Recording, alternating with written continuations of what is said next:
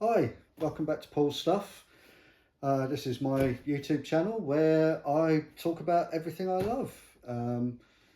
Lots and lots of Star Wars, lots of lightsabers. That's my thing at the moment. Other things as well, but you will find a lot of that content on here.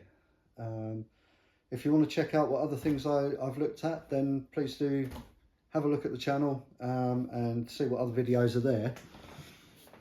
Today's no exception though. I want to talk about lightsabers again today, and in particular I wanted to talk about where my current obsession with lightsabers began.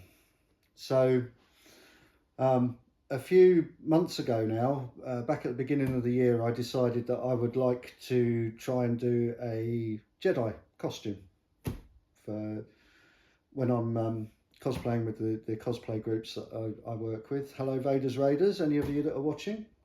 Vader's Raiders is the costume group that I mainly troop with these days. You can find a link in the description to our Facebook page. That's the best way to find us if you're interested in Vader's Raiders. So anyway, I wanted to do a Jedi costume, and as part of that I wanted to get a lightsaber. And I looked around at all the different options, decided I didn't want to spend a huge amount of money at that point. I wanted something that was going to be a bit durable, and there seemed to be a whole host of sabers that fitted that bill. I ended up going for one from a company called SabNeo. I got their V7 saber. In fact, I got two of their V7 sabers, because one of the features of this saber was that if you bought two, you got a free coupler and you could put them together and make a staff. So I bought two of these.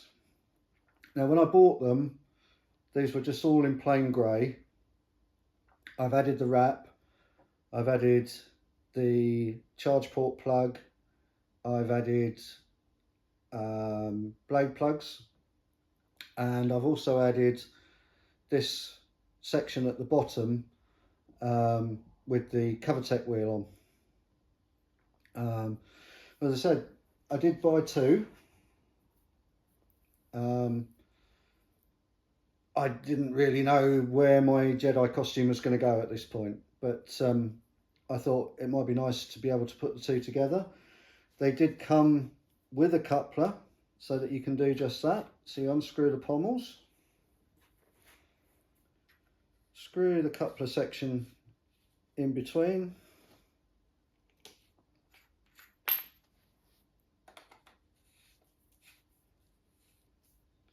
and you have a staff.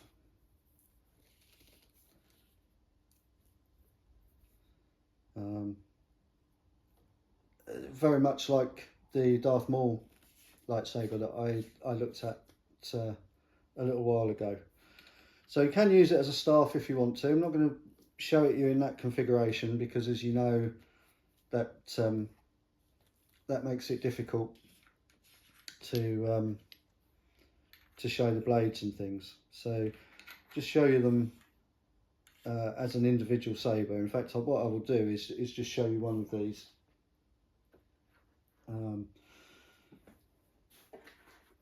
So I bought these, I weathered them up, I added all the bits that I wanted to them so that I could use them, and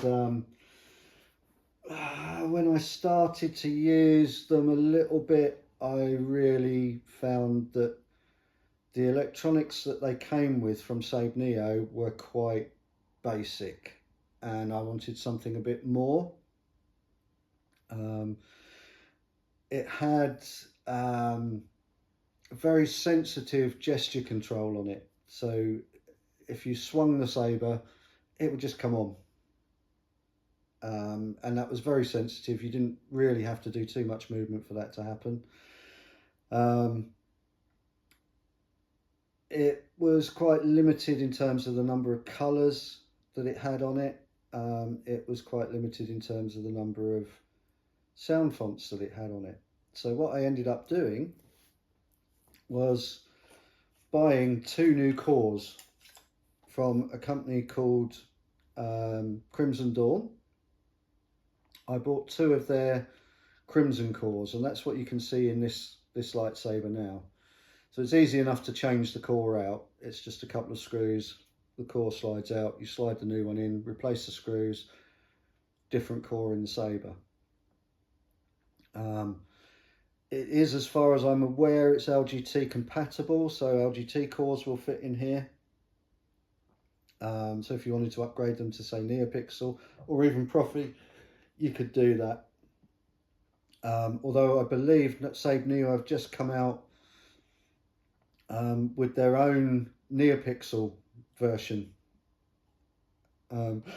lightsaber, but that seems to have the same sort of limitations and things. So I swapped these over to have these crimson cores from Crimson Dawn. They came very quickly. The first thing I did was put the battery in the wrong way and blow one of them up. So I had to get a second one. Yeah, don't put the battery in the wrong way in one of these. It totally destroys the electronics. So let's have a look at what they do now. So one of the things I liked about these was that when you turn them on like that, you get that sound. They didn't have a voice that said power on and power off. So when you power it off, you get a sound as well, which I like a lot better. It fits better to me with a lightsaber. All the usual sorts of controls. So press the button to turn it on. This one's set to green at the moment.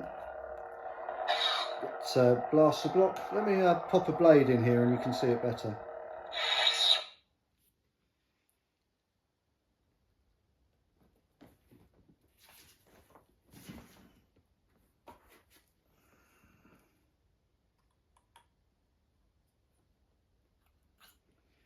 Blade plugs that I got for it, as usual, I cut them down.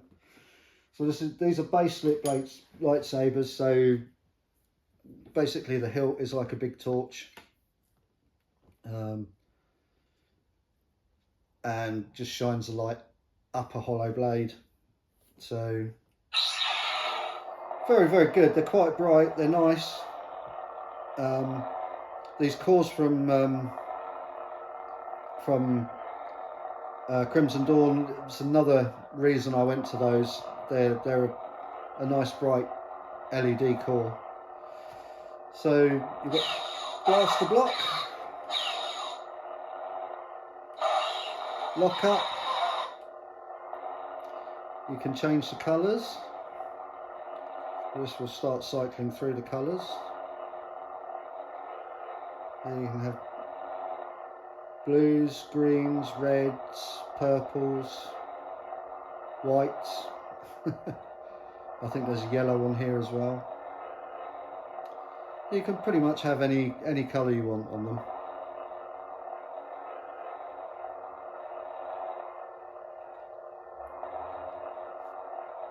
Pink and purple. Red. We'll stop at a red one for now. Red shows up nicely on video, I believe. So, blaster blocks. There's no gesture controls on these cores, or at least there wasn't when I bought these. So everything's controlled by the button. You've got 3 volume levels. Volume 5 is the lower volume level. Mute. And volume 11 is the highest level. So it still has the same sort of volume control, but it has different wording that comes out around that. Several different sound fonts on here. But the blade stays the same colour no matter what sound font you've got on. So yeah, several different sound fonts. A version of smooth swing. and it does have music tracks as well.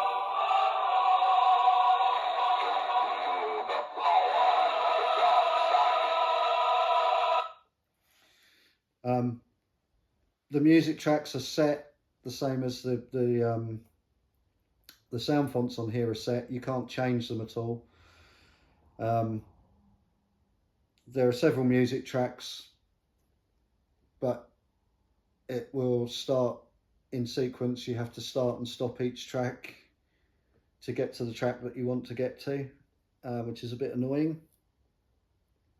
But yeah, it's they're a nice solid core. It's a nice solid saber hilt. I definitely recommend them. So the electronics they came with originally, they're okay, don't get me wrong, but I think these Crimson cores from Crimson Dawn are slightly better, which is why I've upgraded to them. You can charge them, have a charging port, and they come with charging cables, but it's also very easy. Because the whole handle comes off, it's very easy to get the batteries out, so that you can charge the batteries. Different battery wraps on these to the ones that I have in my other sabers. These are from Etsy. I'll leave a link in the description as usual. But yeah, these were my first sort of practical lightsabers, I would say. I've had Force Effects lightsabers before this, but they really are very limited and very toy-like. The newer ones are okay with the removable blades, they're getting better. But this was my first real sort of practical lightsabers. So once I'd got them, I thought it would be nice to accessorize them a little bit, and so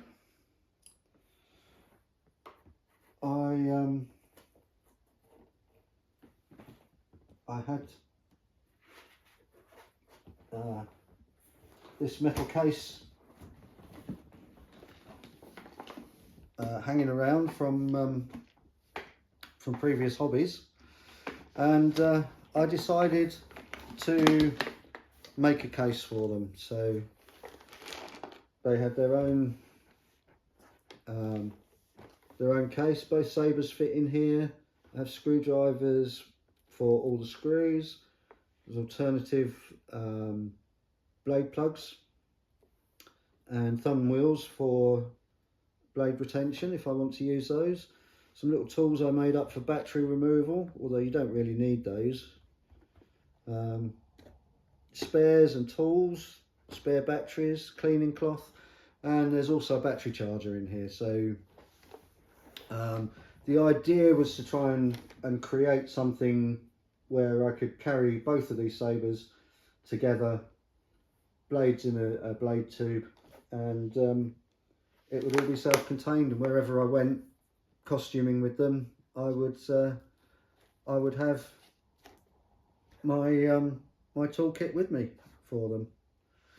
So that's my first, let's say my first real sort of practical lightsabers, the ones that I got for when I started costuming. They're the V7 from SabNeo, which have been upgraded with the Crimson cores from Crimson Dawn, as I said. When you get them from SabNeo, they come with 32-inch heavy grade blades. These are really okay blades for baselit. I haven't felt the need to go and buy other blades. I did get some daylight blades, which are in a previous video, but these are good enough. These are very good quality for the purposes that I wanted these things for. So that's the end of this little video. I hope you've enjoyed this as much as the others. this is what led on to my obsession and current collection of NeoPixel lightsabers and hilts. So it's thanks to these that you've got all the videos on the other stuff. So hope you've enjoyed this video. If you have, do give it a like. Also consider subscribing to the channel if you find this interesting content.